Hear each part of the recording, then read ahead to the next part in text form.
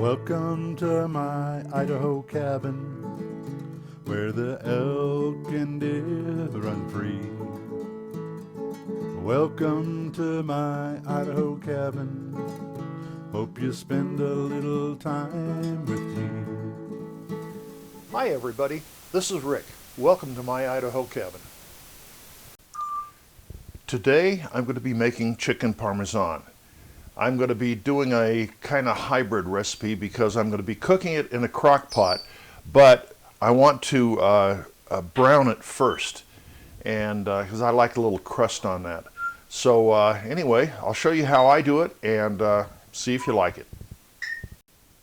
Here are the ingredients that we're going to be using today. I have 6 chicken breasts, halves, salt, pepper, Italian seasoning, Parmesan cheese, and some panko breadcrumbs, and we're going to dip those in a egg wash.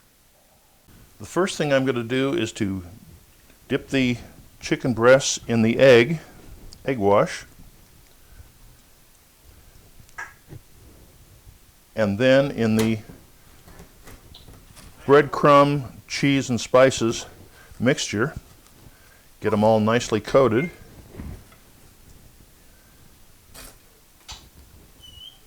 And then I'll put them on these wire meshes to dry. So first in the egg wash, and then coat them in the breadcrumbs.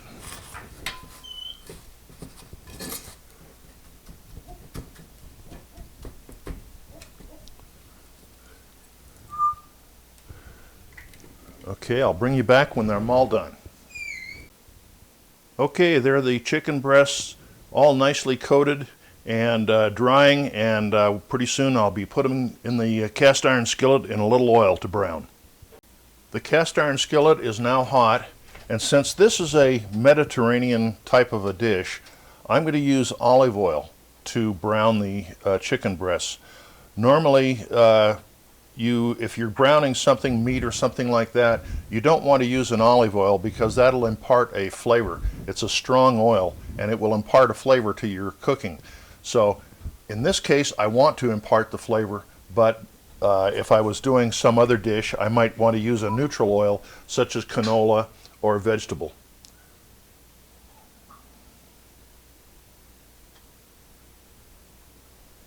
A couple tablespoons ought to do it. Now we'll put the chicken breasts in.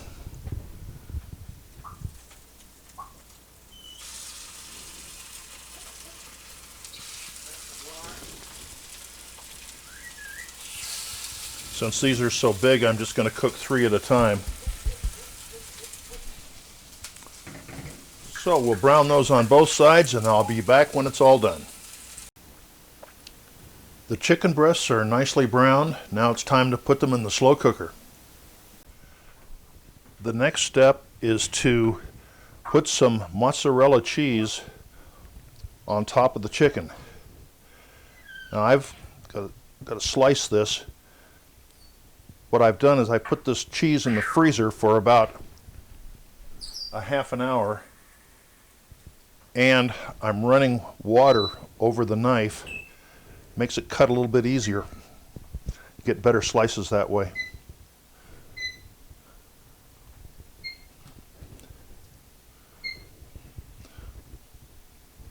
We'll put the cheese on top of the chicken, and then we'll top it with marinara sauce, and then we'll turn them on. We'll cook them on low for about 6 hours, and they should be ready.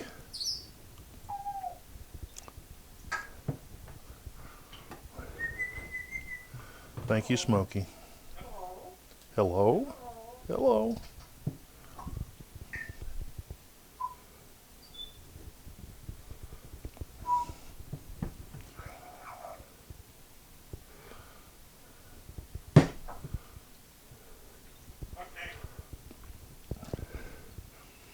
Now I got one more slice left. It's not okay.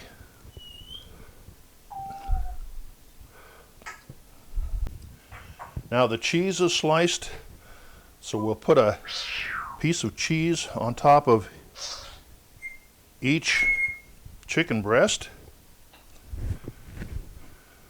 a slice or two. If you buy the cheese sliced, then you don't have to go through this, but put a couple slices on each one of these. It's really, really good. Now all I have to do is pour some marinara sauce over the chicken breasts.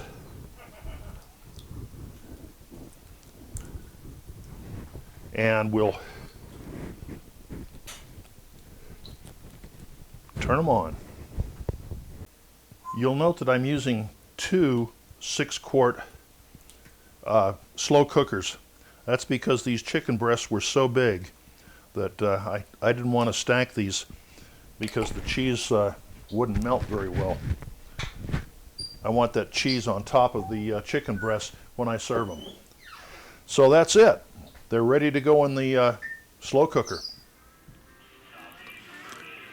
There's the finished dinner, chicken Parmesan with pasta.